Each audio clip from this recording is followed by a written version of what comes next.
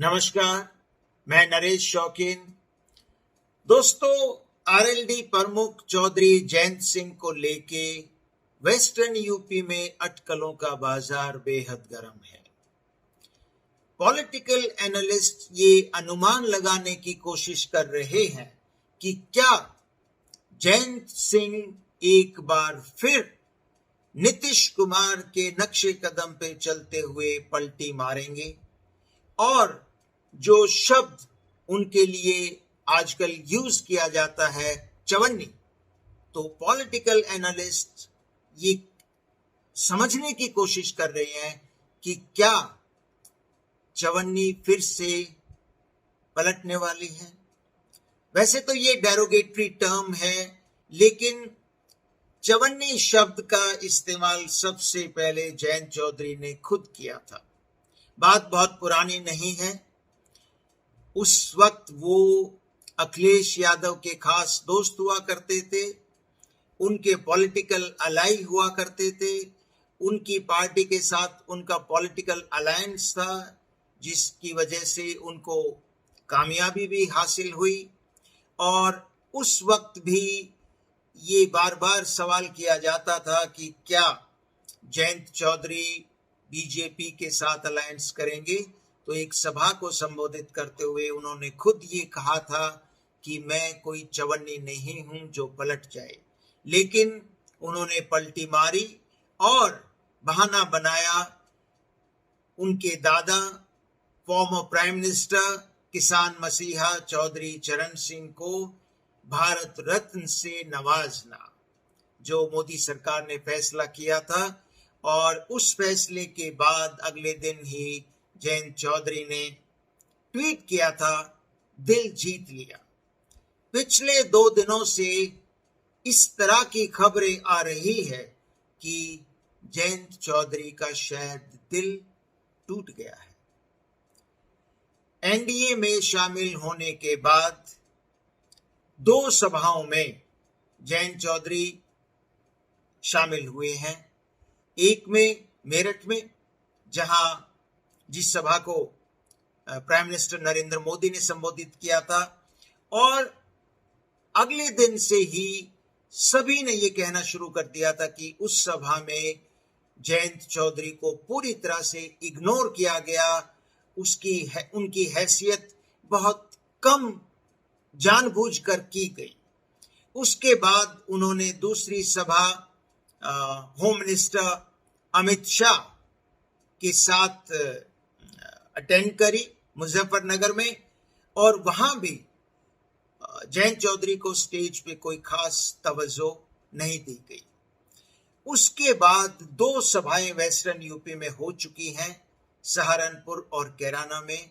सहारनपुर की सभा को लेके आरएलडी ने खुद जयंत चौधरी ने पोस्टर्स लगवाए, होर्डिंग्स लगवाई गई, एक्स प्लेटफॉर्म पे ट्वीट किया गया कि वो प्रधानमंत्री मोदी के साथ एक संयुक्त जनसभा को संबोधित करेंगे। लेकिन दोनों ही जनसभाओं से जयंत चौधरी गायब थे, और पिछले 2 दिनों से उनका कोई अता पता नहीं है कि वो कहां है। यानी कि जिस वेस्टर्न यूपी में, जिसको अखबार आमतौर पर जाटलैंड कह के बुलाता है, उस वेस्टर्न यूपी में पहले चरण की वोटिंग 19 तारीख को होने जा रही है, और पिछले 2 दिनों से पब्लिक डोमेन से जयंत चौधरी गायब है। वो बीजेपी की किसी सभा में दिखाई नहीं दे रहे। इसके मायने क्या है, इसकी पॉलिटिकल इम्प्लीकेशंस क्या है, इसी बात को लेके पॉलिटिकल एनालिस्ट जो हैं, जो राजनीतिक विश्लेषण करते हैं, जो एक्सपर्ट्स हैं, जो बारीकी से सिंबॉलिक इन्फ्रेंसेस ड्रॉ करते हैं इस तरह की घटनाओं से, वो ये समझने की कोशिश कर रहे हैं कि क्या जयंत चौधरी उस मुकाम पर पहुंच गए हैं कि वो एक बार फिर से पलटी मार देंगे और एनडीए को छोड़ देंगे, या अब बीजेपी ने उनको उस मुकाम पर जाकर छोड़ दिया है कि वो ना भी एनडीए अलायंस को छोड़ सकते हैं और ना ही एनडीए अलायंस के नेता उनको पूछ रहे हैं। ये उनकी हालत हो गई है। ये कैसे संभव है कि जिस पार्टी को पिछले लगातार काफी महीनों से एनडीए के बड़े नेता अपने खेमे में लाने की कोशिश कर रहे थे, जब उनसे एक डील हुई बहुत इंतजार के बाद, उस डील से भी जो आरएलडी का कोर वोटर था वो नाराज हुआ और उस डील के होने के बाद सिर्फ 2 सीटें आरएलडी के खेमे में आई, जबकि आपको पता है कि जब वो इंडिया अलायंस में थे तो उनको 7 लोकसभा की सीटें वो उनके हिस्से में आ रही थी। तो 2 सीटों से उनको संतुष्ट करना पड़ा। एक उनकी पार्टी का एमएलए जरूर योगी सरकार में मंत्री बनाया गया, लेकिन ये कोई बहुत फायदे वाली डील नहीं थी। लेकिन उस डील के बावजूद, उसको एक्सेप्ट करने के बावजूद, जिस तरह से बीजेपी की टॉप लीडरशिप जयंत चौधरी को उनकी हैसियत बताने की कोशिश कर रही है, जिस तरह से उनको इग्नोर किया जा रहा है, और पिछले 2 दिनों से तो वो पूरी तरह से पॉलिटिकल स्पेस से गायब हैं, इसके मायने क्या है?